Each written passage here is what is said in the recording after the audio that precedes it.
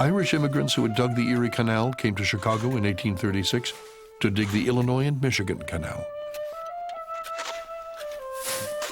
The Irish who came to Chicago were in large measure very poor.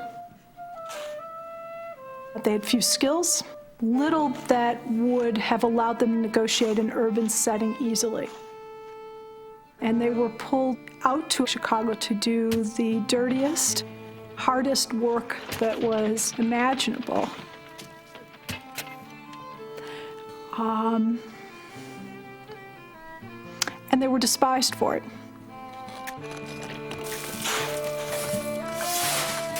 One reporter called the Irish not merely ignorant and poor, but drunken, dirty, indolent, and riotous, so as to be the object of dislike and fear to all. They often did demand whiskey on the job. They also dug a canal almost 100 miles long, plagued by malaria, rattlesnakes, mosquitoes, and leeches. That was the easy part.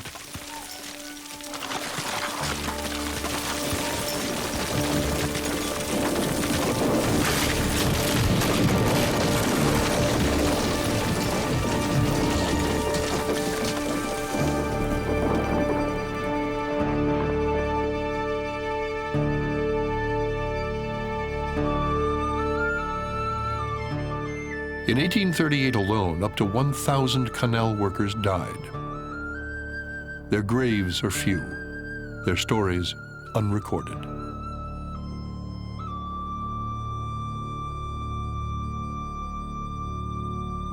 The canal was financed with land sales in communities planned along its route. The sudden growth of Bridgeport, where the canal joins the south branch of the Chicago River, was unplanned. Sometimes when the project ran out of money, they paid people in land scrip. And many of the Irish took the money they were owed in land and settled at the area where the bridge went across, at the port of the canal, which has become modern-day Bridgeport. If the project itself had been more successful financially and better organized, there's no telling where the Irish would have moved after this. They could have gone out to Utah and dug ditches for the Mormons. You'll get the point of order. Bridgeport remains the spiritual center of Irish Chicago. As long as I'm mayor, no one will be stepped on. It was home to 5 20th century mayors. And that goes for you, too. In April 1848, the General Thornton, a canal boat from New Orleans, arrived in Chicago with a cargo of sugar and produce headed for Buffalo. Its arrival there was heralded in Washington by a young congressman from Illinois, Abraham Lincoln. Joliet had dreamed of a water route from the Gulf of Mexico to Montreal. It ended instead in New York.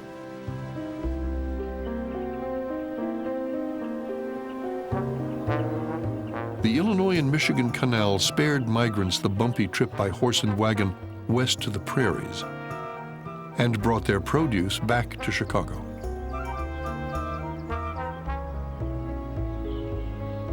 The prospect of the canal had created Chicago, luring investors like William Butler Ogden.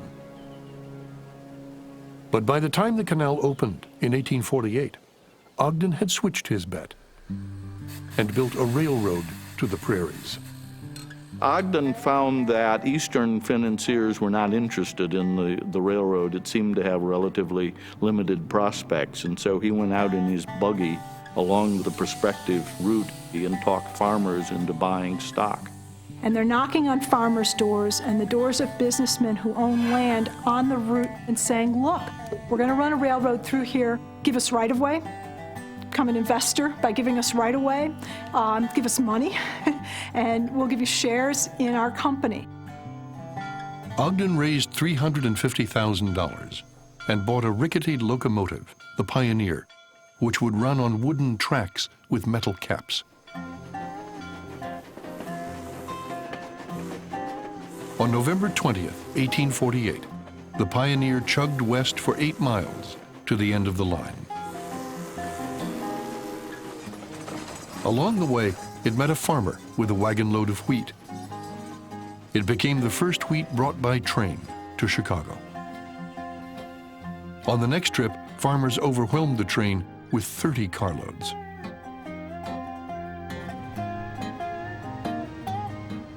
It was men like Ogden, who became the city's leading citizen as much as Chicago's location, that would make it the great city of the Midwest.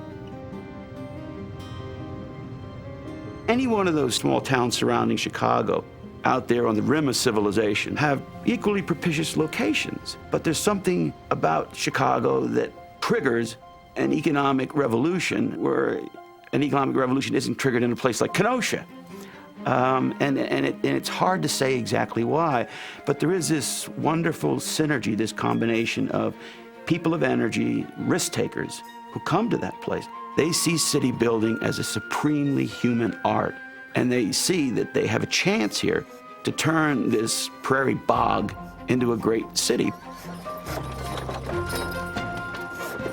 To make Chicago attractive to newcomers, like himself, Ogden and the Eastern elite supported civic and cultural institutions, among them hospitals, orphanages, and the Chicago Historical Society.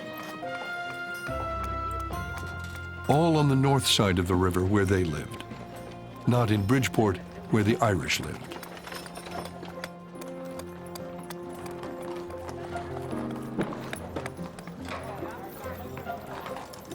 Ogden raised money for new streets and wooden plank sidewalks.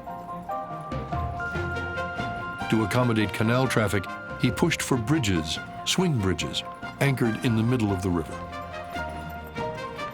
The motivation was selfish as well as civic.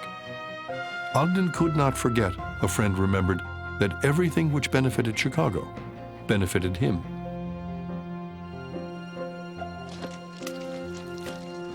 The location of his city was suited for commerce, not for habitation. It was so wet in the spring that horses had to be dug out of mud pits. Signs read, "No bottom here," and "Shortest road to China."